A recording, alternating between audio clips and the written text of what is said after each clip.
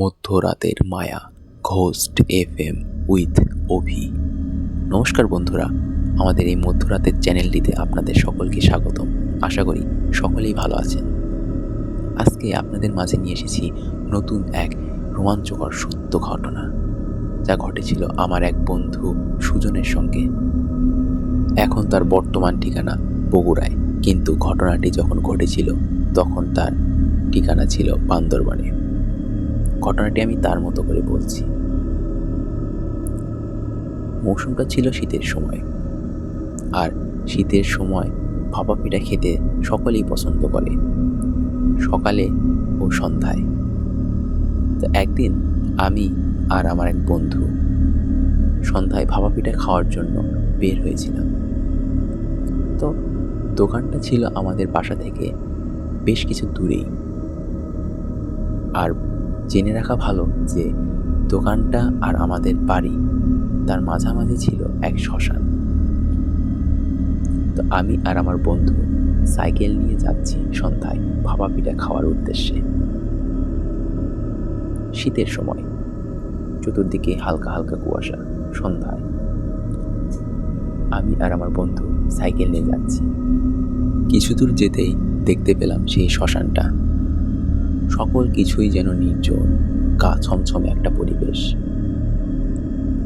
ভাপা পিঠা খাওয়ার উদ্দেশ্যে যাচ্ছি, মনে একটা খুশি খুশি ভাব, তাই কোনো ভয় তখন লাগেনি। আমি আর আমার বন্ধু ভালোভাবেই সেখানে যাচ্ছি। শ্মশানটি পার হচ্ছি, ভিতরে পা রাখতে সকল কিছুই যেন গা ছমছমে একটা পরিবেশ সৃষ্টি করল। সেখান থেকে ধীরে ধীরে আমরা যাচ্ছি। একটু যেতেই দেখা মিলল সেই ভাপা পিঠার দোকানটা। সেখানে আমি, আমার বন্ধু আর সেই দোকানদার ছাড়া আর কেউ ছিল না। এত নির্জন জায়গায় কে থাকবে এতক্ষণ? স্বাভাবিক একটা ঘটনা। আমি আর আমার বন্ধু দুজনেই বেশ মজা করে সেখানে ভাপা পিঠা খেলাম। খাওয়া দাওয়া করে আমরা জিজ্ঞাসা করলাম দোকানদারকে যে, কাকু, এখানে কি জল আছে? দোকানদার বলল, হ্যাঁ বাবা, আছে তো। পরে সে বোতলটা দিল। আমার বন্ধু একটু মজা করতে বেশি পছন্দ করত, তাই বোতলে একটু জল ছিল। ওই সম্পূর্ণ জল সেই নিজেই খেয়ে ফেলল। আমি বললাম, আমাকেও একটু দে, কিন্তু ততক্ষণে সম্পূর্ণ জল ফুরিয়ে গিয়েছিল। কাকুকে আবার জিজ্ঞাসা করলাম, কাকু, এখানে কোনো টিউবওয়েল বা কোনো মোটর নেই যেখান থেকে আমরা একটু জল খেতে পারি? সে বলল যে এখানে তেমন কোনো ব্যবস্থা নেই, আমার কাছে এতটুকুই শুধু জল ছিল। তো আর কি করার, কাকুকে আমরা তার পিঠার টাকাটা দিয়ে বাসার দিকে রওনা দিলাম।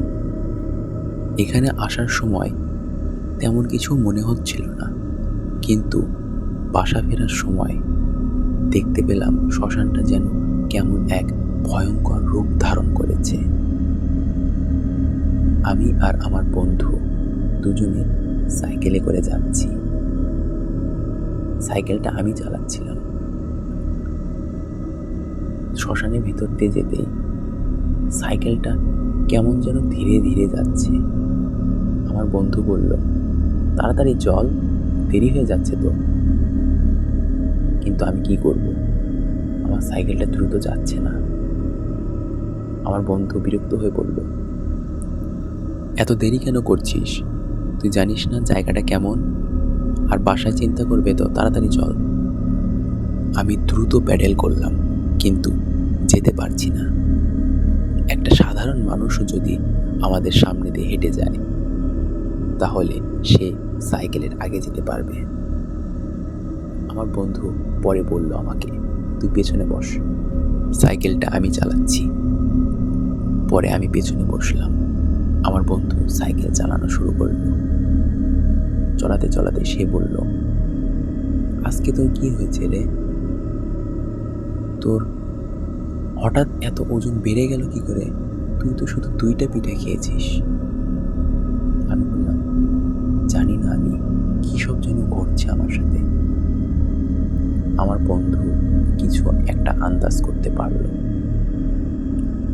পরে অনেক কষ্ট করে সেই শ্মশান থেকে আমরা বের হলাম। রাস্তা দিয়ে এখন যাচ্ছি। রাস্তার পাশে কিছু বাড়ি ছিল, বাড়িগুলো বন্ধ। মাঝে মধ্যে কয়েকটা বাড়িতে আলো দেখতে পেলাম। একেতে শীতের রাত, তার মধ্যে নির্জন জায়গা। অত রাত পর্যন্ত তারা জেগে থাকে না, তাড়াতাড়ি শুয়ে পড়ে। রাস্তায় যেতে যেতে সামনে দেখতে পেলাম কে যেন দাঁড়িয়ে আছে। বন্ধুকে বললাম, বন্ধু দেখো তো ওইটা কে যেন দাঁড়িয়ে আছে। বন্ধু বলল, কে দাঁড়িয়ে আছে? কি বলছিস তুই? পরে আমি বললাম, ওই যে সামনে তো দাঁড়িয়ে আছে। পরে আমার বন্ধু কিছু একটা আন্দাজ করতে পারল। সে বলল, মনে মনে ঈশ্বরের নাম নিতে থাক। পরে আমরা দুজনে ঈশ্বরের নাম নিতে নিতে সাইকেলটা নিয়ে যাচ্ছি। হঠাৎ সাইকেলটা অনেক হালকা হয়ে গেল। রাস্তাটা পার করলেই বন্ধুর বাড়ি। বন্ধুকে নামিয়ে দিয়ে আমি বাসার দিকে যাচ্ছি। একটু পর আমার বাসা আসলো। সাইকেল থেকে নেমে বাসায় দরজায় ঠকঠকাচ্ছি আর মাকে ডাকছি, মা, ও মা, দরজা খোলো। কোনো সাড়া পেলাম না। এভাবে কয়েকবার ডেকে গেলাম, কিন্তু কোনো সাড়া পেলাম না। তখন গাওটা আমার একদম শিউরে উঠছে। মাথার মধ্যে তখন একটা জিনিস ঘুরছে, রাস্তায় ওটা কে ছিল, আর রাস্তার মাঝে আমার সাথে এমন অস্বাভাবিক কেন ঘটনা ঘটল। অনেকবার দরজা খটখটাতেও দরজা সে খুলল না। পরে মনে মনে ঈশ্বরের নাম নিতে নিতে একবার ডাক দিলাম, মা, ও মা, দরজা খোলো। মা তখন বলছে, এই তো যাচ্ছি, খুলছি, দরজা দেরি কর। দরজা খুলল। তারপরে মা বলল, কি হয়েছে, এত ঘাবড়ে গেছিস কেন? পরে ঘরের ভিতরে আসলাম। এসে বললাম, কিছু না, ওই এমনি। পরে মাকে বললাম, মা, আমার খুব ঘুম পাচ্ছে, একটু ঘুমোবো। মা বলল, কিছু খেয়ে নে। আমি বললাম, না, এখনো ক্ষুধা লাগেনি, আজকে খাবো না। পরে আমি ঘুমোতে গেলাম। তারপরে সব ঘটনা আমার বোনের মুখে। দাদা হঠাৎ ঘর থেকে আসলো, এসে মাকে বলছে, মা, খেতে দাও আমাকে। মা বলল, তুই তো এইমাত্রই গেলি ঘরে, তুই তো বললি যে ঘুমোবো, তাই তোকে আর খেতে দিলাম না। দাদা বলল, আমি অত কিছু জানি না, আমাকে তাড়াতাড়ি খেতে দাও। পরে মা আমাকে বলল, তোর দাদার জন্য একটু জায়গা করে দে। পরে আমি দাদার জন্য এখানে জায়গা করে দিলাম। দাদা হাত মুখ ধুতে গেল। হাত মুখ ধুয়ে এসে সে ওইখানে বসলো। বসে আমার দিকে এক দৃষ্টিতে কেমন যেন অস্বাভাবিকভাবে তাকিয়ে থাকলো। তা দেখে আমার যেন পিঠের শিরদাঁড়া দিয়ে এক ঠান্ডা স্রোত বয়ে গেল। পরে মা ভাত নিয়ে আসলো। ভাত তার সামনে দিল। সে ভাত চটকে চটকে মাখাচ্ছে, এমনভাবে চটকাচ্ছে যে কোনো স্বাভাবিক মানুষ ওইভাবে খেতে পারে না। দাদার এমন আচরণ দেখে মাকে আমি কিছু বলতে চাচ্ছি, ঠিক অমন সময় দাদা মাথাটা নিচে করে চোখটা আমার দিকে করে তার লাল লাল চোখ দিয়ে আমার দিকে তাকিয়েছে। তা দেখে আমি একটু থমকে গেলাম। পরে মাকে অন্য ঘরে ডেকে নিয়ে গেলাম। নিয়ে ওইখানে মাকে এসব বললাম যে দাদার এমন কি হয়েছে যে দাদা এমন করছে। পরে মাকে বললাম যে দেখো, পাশের বাড়ির কাকুকে চলো একটু এসব বলি, যদি কাকু কিছু করতে পারে। মা বলল, চল তাহলে যাই। মা দাদাকে বলল, তুই একটু থাক, আমরা একটু আসছি। দাদা হঠাৎ বলল, কাকু তো এখন উঠবে না, কাকু এখন খুব গভীর ঘুমে আছে, আমরা দুজনেই অবাক হয়ে গেলাম। দাদা কি করে বুঝলো যে আমরা কাকুর ওখানে যাচ্ছি?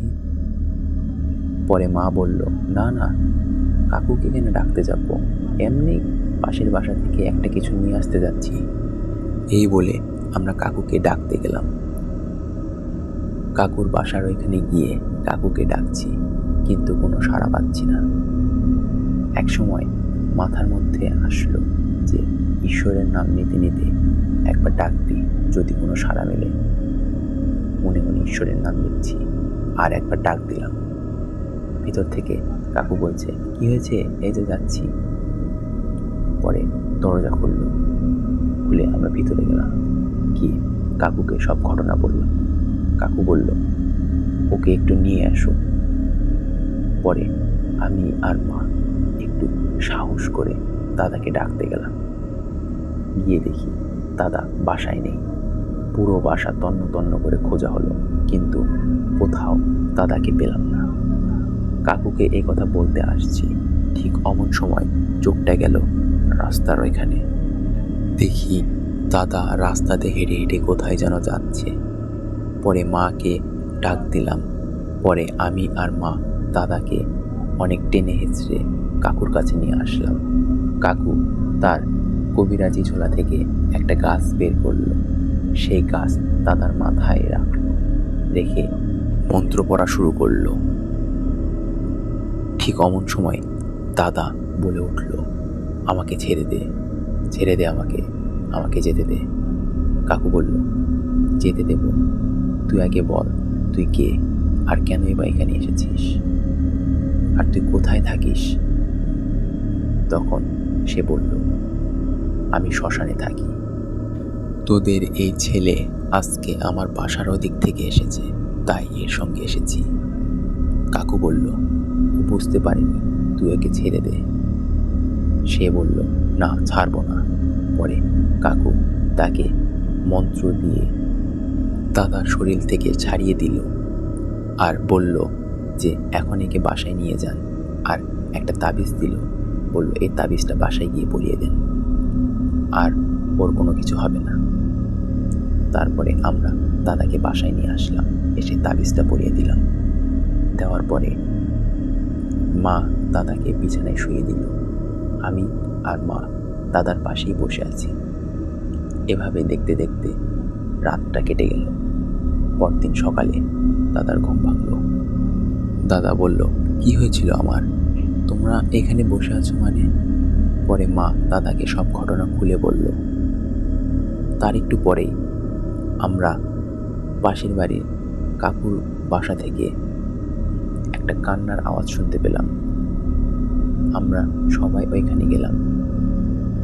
গিয়ে জানতে পারলাম যে কাকু আর নেই। কাকিকে জিজ্ঞাসা করলাম যে কি হয়েছিল। কাকি বলল, তোমরা তো এসেছিলে, এসে তোমাদের কাকুর থেকে সব কিছু ঝাড়া টাড়া দিয়ে চলে গেছিলে। তারপরে আমরা শুতে গেলাম। তার একটু পরে কে যেন ডাক দিল তোমাদের কাকুকে। অবশ্য আমি সে ডাক শুনিনি। তোমাদের কাকুকে বললাম, কোথায় যাচ্ছ? তোমাদের কাকু বলল, কে যেন আমাকে ডাকছে, একটু শুনে আসি। পরে সে একটু বাইরে গেল। তার একটু পরে তার একটা চিৎকারের আওয়াজ শুনতে পেলাম। পরে আমি বাইরে ছুটে গেলাম। গিয়ে দেখতে পেলাম এক কালো ছায়ামূর্তি তার সামনে দিয়ে চলে যাচ্ছে, আর তার চোখ দুটো ছিল লাল টকটকে। তার কিছুক্ষণ পর আমরা কাকুর শেষকৃত্যটা করে আসলাম। এভাবে কয়েকদিন কেটে গেল। কয়েকদিন পর সকালে আমরা পাশের বাসা থেকে আবার কান্নার শব্দ শুনতে পেলাম। সেখানে আমরা গেলাম। গিয়ে দেখি সেই একই কাহিনী। তাকে নাকি কেউ মাঝরাতে ডাক দিয়েছিল। সে বাসা থেকে বের হয়েছিল, হয়ে তার কিছুক্ষণ পর তার চিৎকারের শব্দ। বাসা থেকে কয়েকজন বের হয়ে আসলো। এসে দেখে এক ছায়ামূর্তি চলে যাচ্ছে, তার দুই চোখ ছিল লাল টকটকে। এভাবে কয়েকদিন কেটে যায় এবং এই একই ঘটনা আবার ঘটে। পাশের বাড়ি থেকে। কী ছিল সেটা আর কেনই বা করছে এমন, তা আজও রহস্য হয়ে আছে। তো আজকের ঘটনা এত পর্যন্তই। আশা করি এই ঘটনাটি আপনাদের সকলেরই ভালো লাগবে। আর ঘটনাটি যদি আপনাদের ভালো লেগে থাকে তাহলে অবশ্যই ভিডিওটিতে লাইক এবং কমেন্ট করবেন, এবং এমনই নতুন সব রহস্যময় ঘটনা জানতে আমাদের চ্যানেলটিকে সাবস্ক্রাইব করে রাখবেন, যেন সকল নতুন ঘটনা সর্বপ্রথম আপনার কাছেই পৌঁছে যায়। তাহলে এত পর্যন্তই, সকলে ভালো থাকবেন।